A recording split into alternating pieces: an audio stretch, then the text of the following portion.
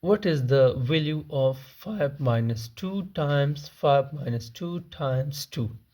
So here it is very simple. 5 minus 2 is simply, this is 3 times, and 5 minus 2 is also 3 times 2.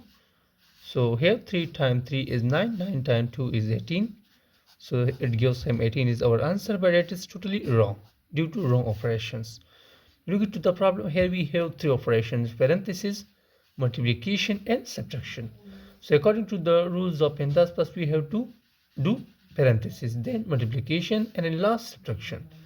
So this will become, this is 5 minus 2 times, here 5 minus 2 is simply 3 times 2.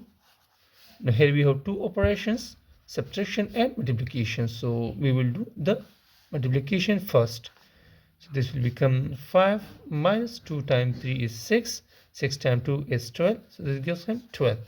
And finally 5 minus 12 gives him minus 7.